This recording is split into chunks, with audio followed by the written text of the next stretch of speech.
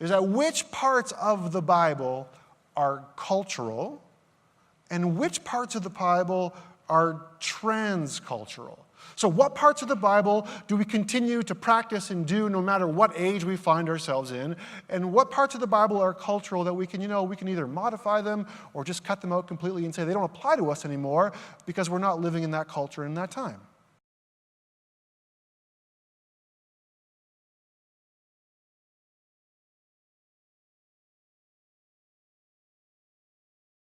So then, maybe part of what Leviticus is saying to us this morning is this, is that you don't need to force God to give you his attention. Why? Because you already have it. You have all of it. What Leviticus might be saying to you this morning is this, that you do not need to make a scene in order to get God to speak to you. Why not? Because he's already speaking to you in so many different ways. You just got to tune into it. Or maybe what Leviticus is saying to you this morning is this, is that you don't need to possess information or control of the future. Why? Because that's not your problem. And it's really none of your business. It belongs to God. You look after the present and let God look after the future. So holding that intention, maybe some of the tough questions for you and I this morning are questions like this. Who do you go to for answers? Like, it might not be the dead. Maybe it's not other official gods. But if it's not God, our God, then where do you go to when things get hard, when you need guidance and wisdom? And beyond that, what are the things that you feel you have to do in order to get answers? Maybe you're not physically mutilating yourself, but you might be changing yourself. You might be altering yourself. You might be doing things that change you and make you not you.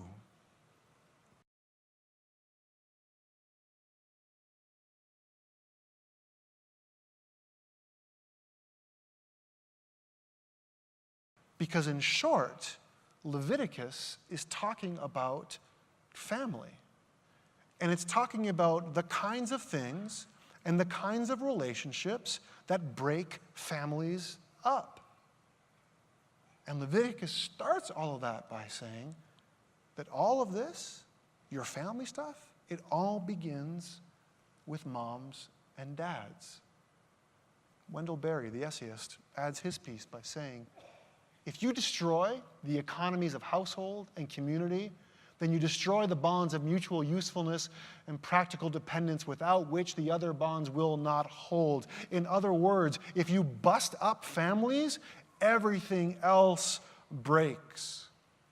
So then, for us as Lakeview Church, perhaps then this becomes a guidepost for us. With all this in mind, we can say, you know what then? Then the role of the church isn't to enforce God's kingdom. Is that what we want to do? You can do this, you can't do this. Do this, don't do that. Don't sleep with that person, maybe sleep with that person, don't sleep with that person. Do you want to be the moral police? Do you want to cover it for everyone? I can't even cover it for myself. You want to cover it for everybody else? I don't think the scriptures are calling us to enforce God's kingdom. Instead, what we are being invited to do through God's healing love is to exemplify God's kingdom. Exemplify his love. Exemplify his healing. And if I were to make it really, really practical for all of us this morning, perhaps in a little pointed way, I would say this. Simply put, you want to change the world? Then go home and love your family.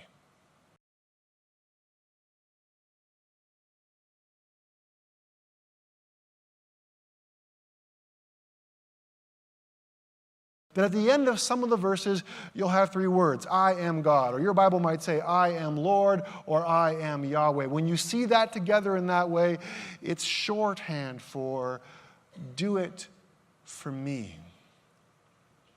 When people are impossible, when you want to enact revenge, when there's good reason to hate them, I am God. I am the Lord. I am Yahweh.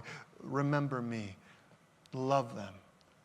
And if you're finding it impossible, then do it for me.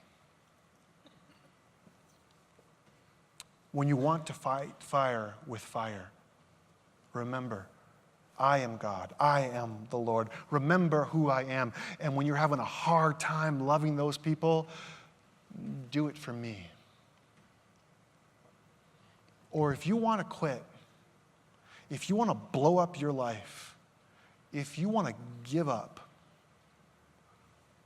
I am God. I am the Lord. Remember who I am. If you're having a hard time loving yourself, then do it for me.